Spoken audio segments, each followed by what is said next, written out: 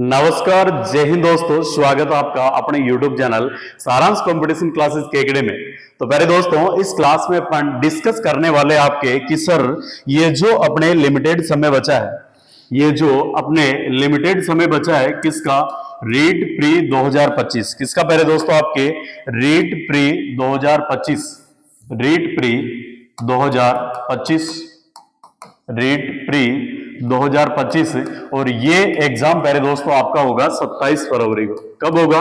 27 फरवरी को आपका एग्जाम है। तो लगभग पहले दोस्तों आपके पास 16 से लेकर 17 दिन बाकी है। कितने?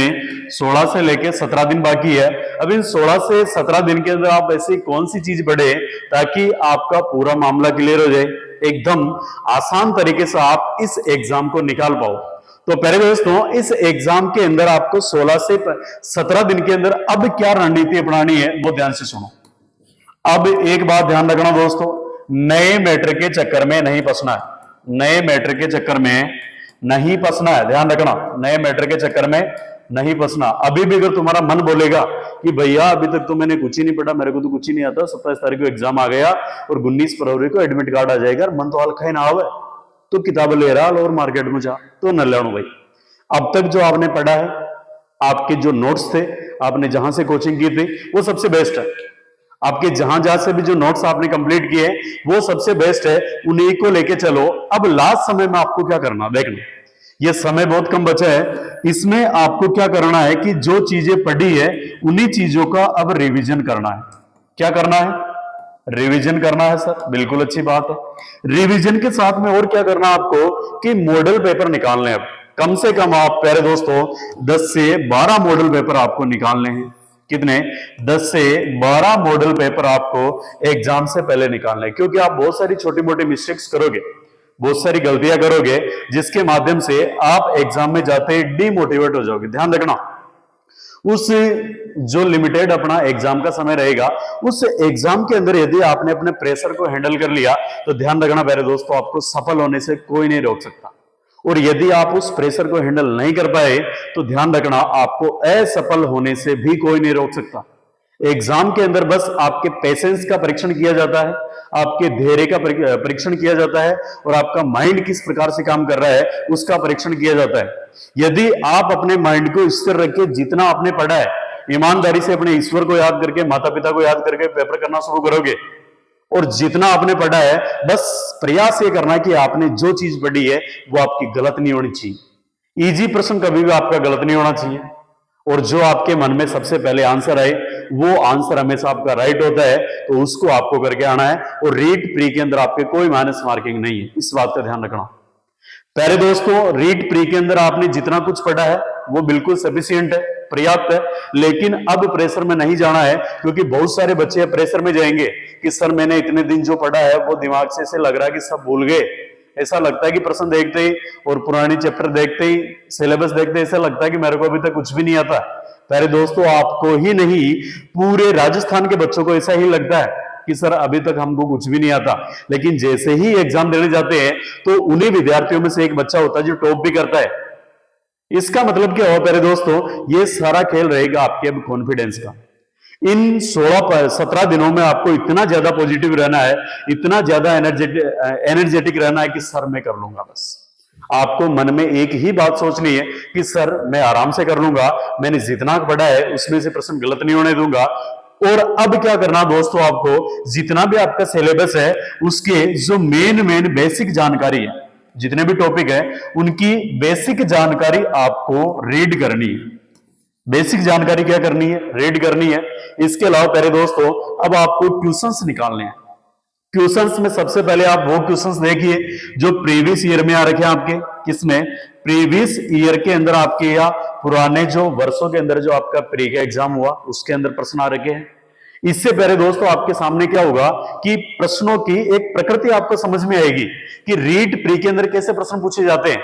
अब बहुत बार बच्चा क्या करता है कि मनोविज्ञान पढ़ रहा है, जीके पढ़ रहा है, पर्यावरण पढ़ रहा है, गणित पढ़ रहा है, शिक्षण विद्या पढ़ रहा है, तो प्यारे दोस्तों वो लेवल हाई कर लेता, अपना क्या कर लेता है? हाई लेवल कर लेता है। जबकि फर्स्ट ग्रेड के बच्चे भी वही चीजें पढ़ते हैं, तो सेकंड ग्रेड के वही पढ़ते हैं, तो थर्ड ग्रेड के भी वही चीजें पढ़ते हैं। जो आपके टीचिंग एप्टीट्यूड हो गए, बाकी सब्जेक्ट हिंदी वगैरह हो गए। प्यारे दोस्तों, अपने को फर्क करना है अपने लेवल का। किसका फर्क करना? लेवल। अधिगम आपके फर्स्ट ग्रेड का बच्चा पढ़ेगा, अधिगम सेकंड ग्रेड का ही पढ़ेगा, अधिगम टॉपिक आपके मनोविज्ञान में थर्ड ग्रेड का पढ़ेगा। अब आपको डिसाइड करना है कि आप इस अथाह भंडार के अंदर से इतनी चीज ग्रहण कर पाओ कि आपके थर्ड ग्रेड प्री का पेपर पास हो जाओ। प्यारे दोस्तों, प्री का पेपर पास करना कोई बड़ी बात नहीं है, लेकिन ये बड़ी बात 82 अंक या 83 अंक भी तब आपके ऊपर भारी पड़ सकते हैं जब आपके माइंड के अंदर प्रेशर हो। प्रेशर के अंदर आप जो चीजें पढ़ के जाओगे वो भी गलत करके आओगे दोस्तों, ध्यान रखना। तो पहली बात तो आपने जो भी पढ़ा है वही चीजें पूरे राजस्थान के बच्चे पढ़ रहे हैं तो टेंशन नहीं लेनी। पहली बात, आपने अगर वास्तव में ईमानदारी से तैयारी की है तो प्यारे दोस्तों आपको कोई रोक नहीं सकता पास होने से। और देखो, ये पात्रता परीक्षा में सरकार का भी उद्देश्य ये नहीं रहेगा कि बच्चों को फेल करे, फेल करने का कतई उद्देश्य नहीं रहेगा। सरकार का भी एक ही रूल रहेगा कि जितने ज्यादा से ज्यादा हो सके विद्यार्थियों को पास किया जाए। आपके पेशेंस को चेक किया जा रहा है। बहुत सारे बच्चे डरे हुए हैं अभी इतने ज्यादा कि उनको ऐसा लगता है कि सर क्या पता हो पाएगा या नहीं हो पाएगा, लेकिन हो जाएगा प्यारे दोस्तों। यदि आपके अंदर आत्मविश्वास है और इन 16 से 17 दिनों को आप अच्छे से गुजारते हो, एकदम फ्री माइंड से रिलैक्स होके अच्छे से पढ़ाई करके गुजारते हो, तो आपका एग्जाम बहुत अच्छा जाने वाला है। और इन 16 से 17 दिनों को आप किसी की शादी ब्याह में जाने में गुजार दिए, किधर जिमने जाने में गुजार दिए, किधर घूम रहे हो, किधर भी कर रहे हो, टाइम का पता नहीं चल रहा कब दिन खत्म हो रहा है। तो प्यारे दोस्तों, ध्यान रखना है 82-83 अंक भी आपके जीवन का निर्धारण करने में बहुत बड़ी भूमिका निभाएंगे। यही वो रण क्षेत्र है जिसके बाद में आप मेंस की तैयारी करोगे और एक समाज के अंदर गौरवान्वित शिक्षक का पद ग्रहण करोगे। तो पहले दोस्तों, एक ही बात कहना चाहूंगा कि अब इस बचे हुए 16-17 दिनों के अंदर आपको एक तो प्रीवियस ईयर क्वेश्चंस देखने हैं कि कैसे कैसे आ रखे, उस क्वेश्चंस के चारों ऑप्शन कौन कौन से हैं वो भी देखने हैं। वापस क्वेश्चंस उन्हीं ऑप्शनों में से बनेंगे, ठीक है। इसके अलावा पहले दोस्तों, आपको जितना भी आपका सिलेबस है इसकी बेसिक जानकारी पढ़नी है ऊपर ऊपर से, कि वास्तव में अगर ये सौर मंडल है तो सौर मंडल का मतलब क्या है, कितने ग्रह है, बस ऊपर ऊपर वाली बातें आपके आनी चाहिए।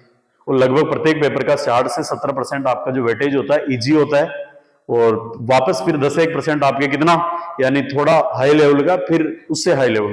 तो आपको तो बस कितने की लाने हैं भाई, अपन को तो बहुत कम लाने हैं नंबर, इतने भी नहीं ला, 82-83 सही करने हैं, 60% भी नहीं करने, 55% के आसपास ही लाने हैं। तो अपने को तो इजी इजी आ जाएंगे ना, तो भी अपना पेपर फाइट है, टेंशन लेनी नहीं है बिल्कुल भी। तो इजी इजी सब बेसिक जानकारी पढ़ लो, इसके अलावा प्रीवियस ईयर क्वेश्चंस पढ़ लो। और इसके अलावा प्यारे दोस्तों, अब जितना हो सके तो अपने दोस्तों के साथ में इन टॉपिक्स का डिस्कस किया करो कि तुमने क्या पढ़ा और ये प्रश्न है वो प्रश्न है, ताकि इसके माध्यम से आपकी और चीजें क्लियर हो सके। अब प्रेशर नहीं लेना है, जो चीजें पढ़ ली है वो पर्याप्त है, उन्हीं का रिवीजन करते रहे। बाकी नई नई चीजों के चक्कर में, नई गाइडों के चक्कर में अब नहीं फंसे, क्योंकि एग्जाम आपके सिर पे है। और जितना आपने, अब हो सकता है कि आप भ्रमित हो सकते हो बहुत सारी जगहों से कि वो मैराथन क्लास ले लो, वो ले लो। तो पहले दोस्तों, बस अब अपने माइंड को स्थिर रखे, आपके जो भी टॉपिक है, सिलेबस है, उनकी चीजें इजी रूप से, जो बेसिक चीजें उनको उठाओ, और टॉपिक वाइज अगर आपको क्वेश्चंस मिल रहे हैं उनको देखो, और आपके प्रीवियस ईयर क्वेश्चंस देखो और मॉडल पेपर देखो। बाकी इतना तो आप कर ही लोगे कि 82 या 83 जो आपके 55% इतना क्राइटेरिया उसको आप पार कर लोगे। इसी के साथ आशा और उम्मीद करता हूं कि आप इन 15-16 दिन के अंदर बेहतरीन तरीके से पढ़ाई करोगे और अपने माता पिता और अपने खुद के सपने को पूरा करोगे। इसी के साथ वाणी को विराम देता हूं। धन्यवाद दोस्तों।